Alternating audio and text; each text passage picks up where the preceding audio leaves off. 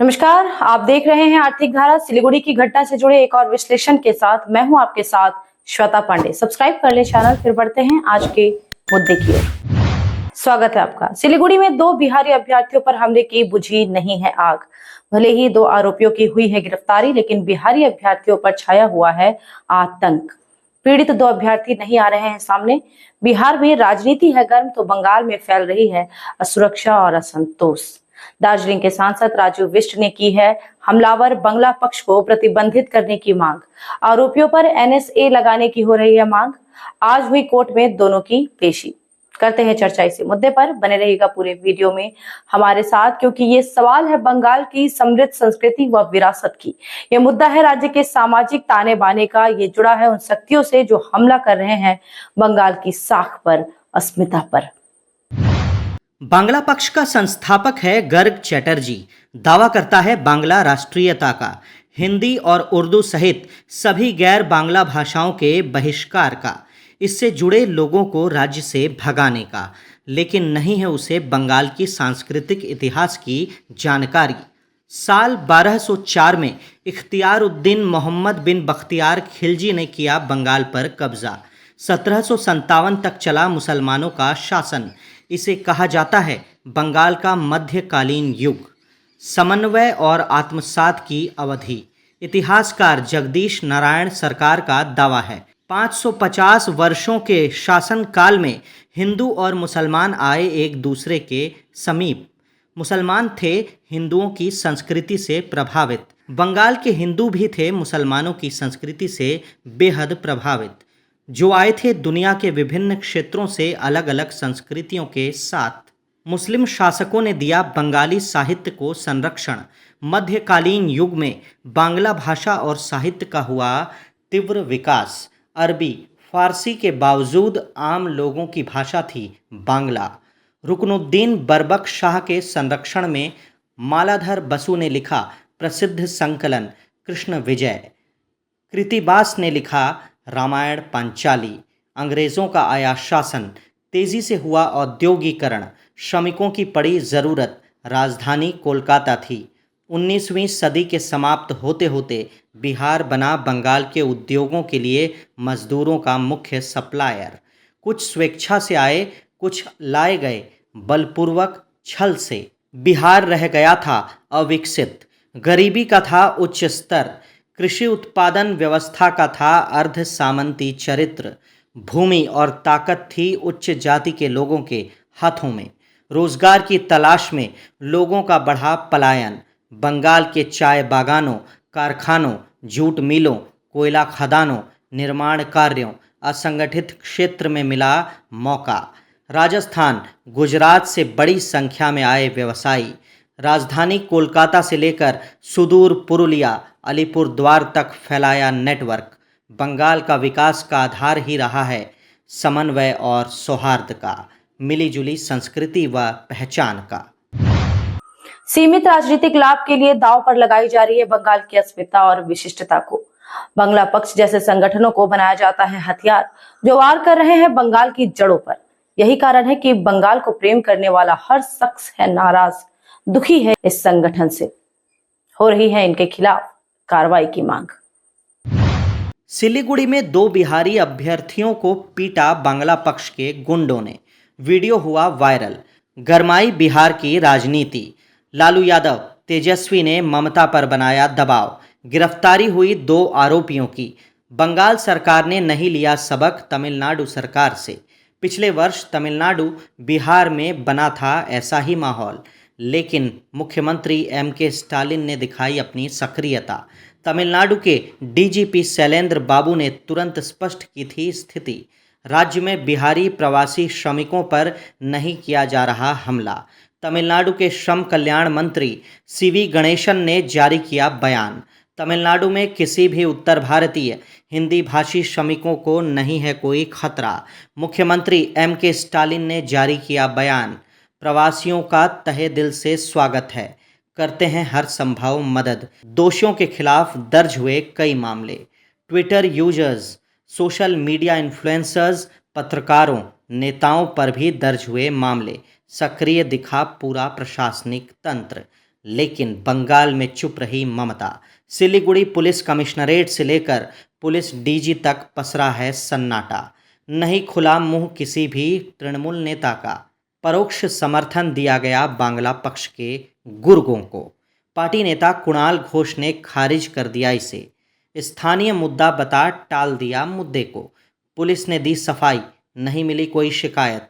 सिलीगुड़ी सहित पूरा नॉर्थ कहा जाता है देश का चिकन नेक। बेहद संवेदनशील है इलाका। घिरा है नेपाल, चीन, भूटान, बांग्लादेश, म्यांमार से। सभी के साथ भारत के बिगड़े हुए हैं अभी रिश्ते। बड़ी संख्या में सैन्य की है तैनाती, फिर भी पुलिस इतनी लापरवाह। तो क्या नहीं है देश की सुरक्षा खतरे में? बांग्ला पक्ष को क्यों नहीं किया जाता प्रतिबंधित? खुद ममता सरकार ने 24 अप्रैल 2020 में नॉर्थ कोलकाता में किया था। इसके नेता शुभजीत घोष को लगी थी आईपीसी की धारा 153A। यह जुड़ी है दो समुदायों के बीच दुश्मनी वैमनस्य फैलाने से।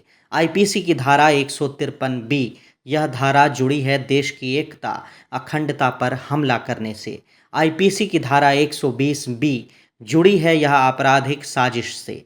असम सरकार ने इसी साल किया था मुकदमा गर्ग चैटर्जी पर। दो राज्यों, दो समुदायों के खिलाफ वैमनस्य विद्वेष फैलाने का। फिर भी चुप क्यों है ममता सरकार?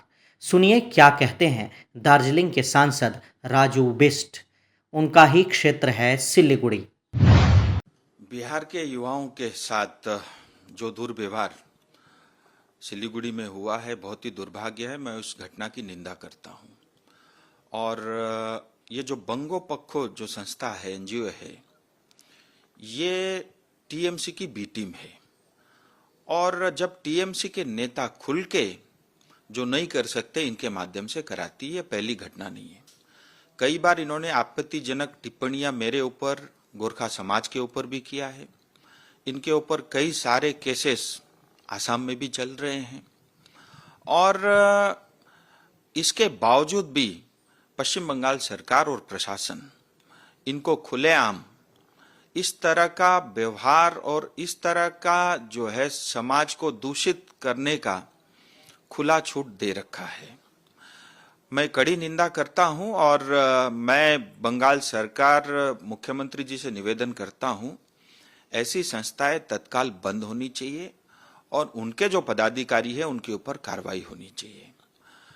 नॉर्थ बंगाल, दार्जिलिंग, तराई डूवर्स की विशेषता है यूनिटी इन डाइवर्सिटी को हम जीते हैं।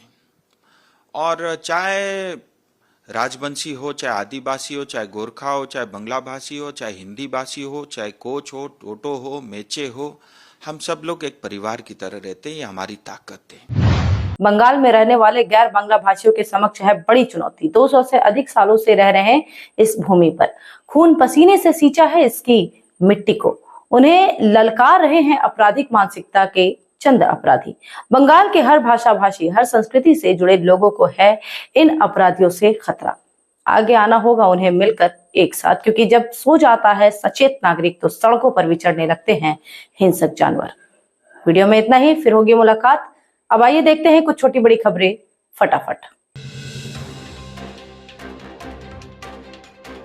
अंडाल थाना के सिदुली में फिर हुआ भू धसान। परित्यक्त हिंदी स्कूल के समीप बन गया बड़ा गौफ। ग्रामीणों में फैल गया आतंक। केकेएससी के जामबाद काजोड़ा यूनिट अध्यक्ष अनूप आचार्य ने दी जानकारी। 15 साल पहले भी हुआ था बड़ा धसान। धसान स्थल के नीचे है परित्यक्त खदान। सेफ्टी ऑफिसर प्रिंस पटेल ने कहा, बारिश में बढ़ जाती है धसान की घटनाएं, शीघ्र की जाएगी गौफ की भराई। इलाके में की गई है फेंसिंग।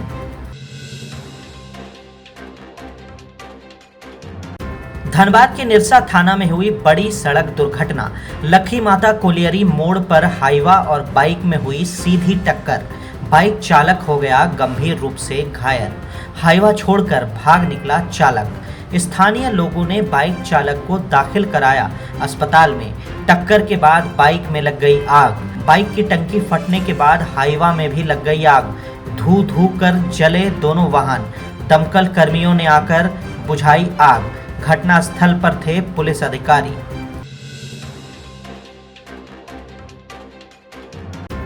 झारखंड दौरे पर बोकारो पहुंचे केंद्रीय मंत्री सह लोजपा रामविलास के चीफ चिराग पासवान। वे जा रहे थे धनबाद।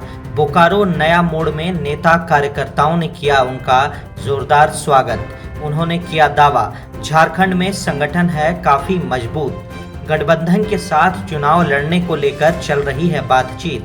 बात नहीं बनी तो अकेले चुनाव लड़ने में सक्षम हैं। सीटों का फैसला करेगा पार्टी नेतृत्व।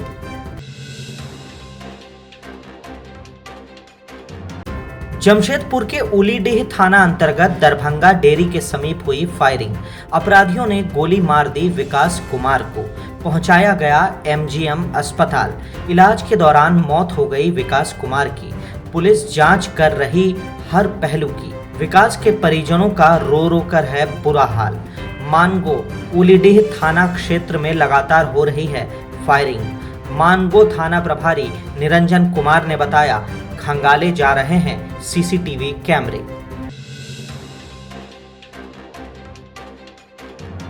सरायकेला के आदित्यपुर उषा मोड़ के पास खड़ी थी एक कार।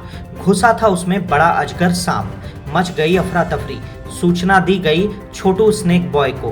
कार से अजगर को रेस्क्यू कर छोड़ा गया जंगल में। लोगों ने कैमरे में कैद किया पूरे घटनाक्रम को। जंगलों को नुकसान पहुंचाने के कारण सांप आ रहे शहरी क्षेत्र में। आसनसोल के ट्रैफिक मोड़ के पास हुई सड़क दुर्घटना। वोल्वो बस ने जोरदार टक्कर मार दी पल्सर बाइक को। बाइक क्षतिग्रस्त हुई, चालक गंभीर। रोड जाम कर किया गया विरोध प्रदर्शन। मौके पर पहुंचे आसनसोल दक्षिण थाना पुलिस। ट्रैफिक कर्मी तैनात करने की हुई मांग। घायल बाइक सवार की नहीं हो पाई पहचान। इलाज चल रहा है आसनसोल जिला अस्पताल में। सालानपुर थाना की कल्याणेश्वरी चौकी पुलिस को मिली सफलता। 100 ग्राम ब्राउन शुगर के साथ गिरफ्तार किया गया गोपी सिंह। वह है धनबाद के चिरकुंडा थाना अंतर्गत जुंगकुदुर का रहने वाला। गोपी ब्राउन शुगर ले जा रहा था बंगाल से झारखंड। लेफ्ट बैंक से पैदल क्रॉस कर रहा था नाका पॉइंट। रविवार को भेज दिया गया आसनसोल जिला कोर्ट।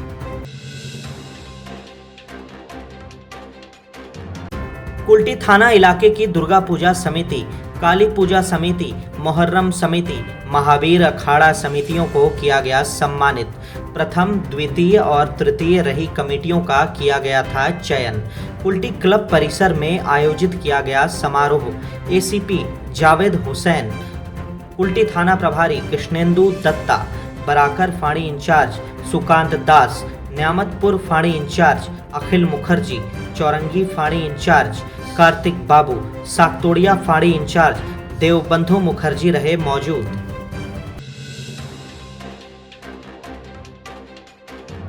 आज के लिए इतना ही। स्वस्थ रहें, ध्यान रखें अपना, जुड़े आर्थिक धारा के साथ, क्योंकि हम जुड़े हैं अपनी माटी अपनी थाती से। चैनल को सब्सक्राइब करें, वीडियो पसंद आती है तो लाइक करें, लोगों के साथ वीडियो को शेयर करें। आप हमें फेसबुक और एक्स पर भी फॉलो कर सकते हैं। नमस्कार।